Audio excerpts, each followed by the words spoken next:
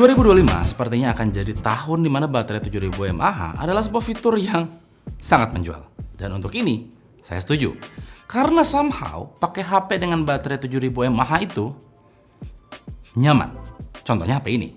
HP baru dari Motorola ini awet banget baterainya. Saking awetnya, kemarin saya sempat camping ke Bukit Cirimpak. Di tempat camping itu, lampu yang saya sewa baterainya boros banget. Akhirnya saya pakai HP ini buat jadi penerangan tenda.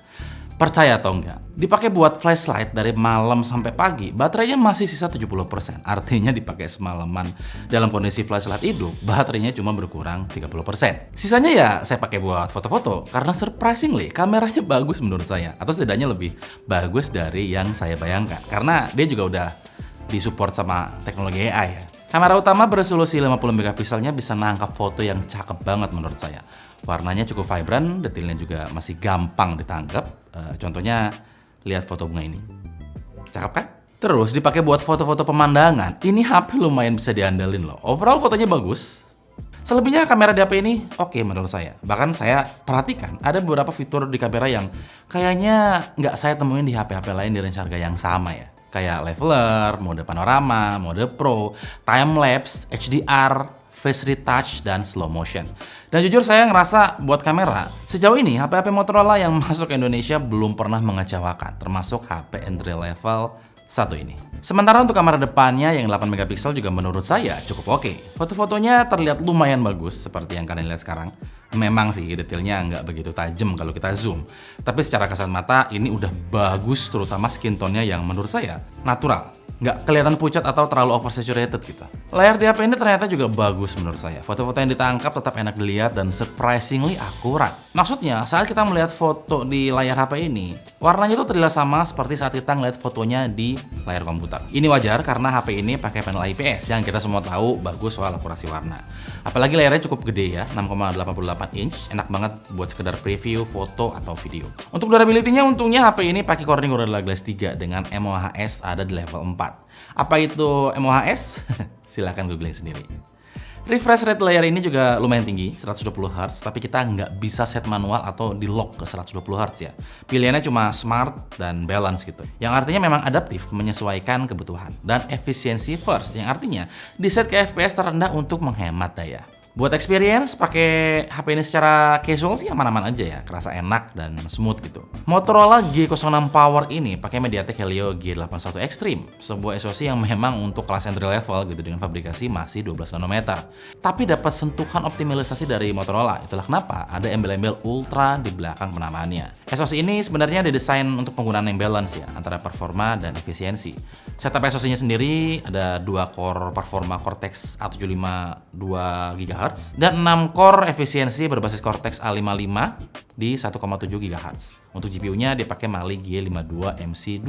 Sekarang kita ngomongin soal angka ya. Angka yang dapetin dari SoC di HP ini juga menurut saya cukup lumayan untuk sebuah HP entry level. Untuk Antutu angkanya sekitar 350 ribuan. Untuk Geekbench di single core-nya ada di 399 dan multi core-nya ada di 1279. Kalian bisa lihat angkanya memang ada di kelas entry level. Untungnya performa SoC ini stabil loh, nggak ngalamin throttling. Stability dari aplikasi 3D Mark aja ada di sekitar 98% dan CPU throttling ada di 100%. Walaupun arsitekturnya 12 nanometer yang nggak seefisien SoC 6 nanometer, performanya lumayan menurut saya buat sekedar penggunaan casual gitu. Untuk RAM berukuran 4GB yang bisa kita extend sampai 12GB pakai fitur RAM Boost. Dan untuk storage-nya berukuran 128GB berjenis eMMC 5.1. Kecepatan bacanya ada di 138 MB per second, sedangkan kecepatan tulisnya ada di 168 MB per second.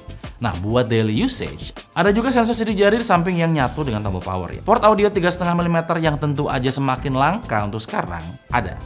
Dan tentunya sudah punya NFC. Fitur umum yang harus ada di semua smartphone. Buat apa?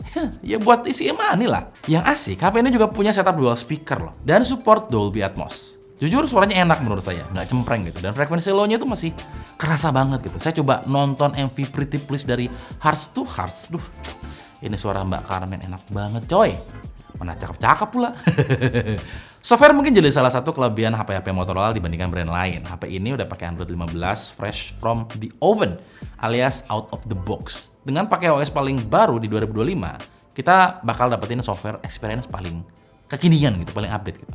Security update-nya juga terbaru dan UI yang sangat stok sekali gitu. Saya nggak tahu berapa persen dari user yang concern soal software, tapi buat saya software sangat penting. Apalah jadinya beli HP baru tapi nggak dapat update software selama dipakai gitu. Berasa kayak nggak diperhatiin sama brand nggak sih?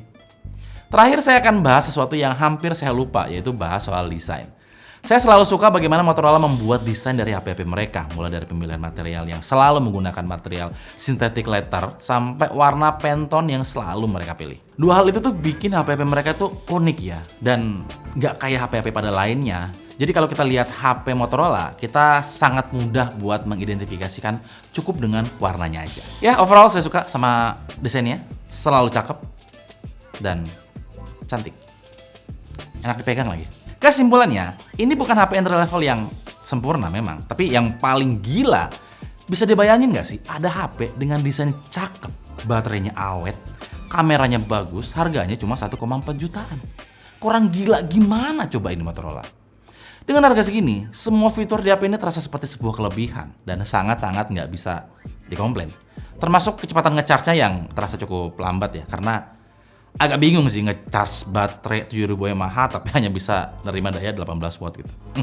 Bahkan satu-satunya kelemahan di HP ini sangat nggak bisa dikomplain karena nggak ada pembandingnya gitu. Artinya nggak ada brand lain yang bisa melakukan ini. Mau ngasih pertanyaan apakah HP yang layak beli aja saya ngerasa bersalah gitu. Udah, beli aja deh. Ini HP bagus.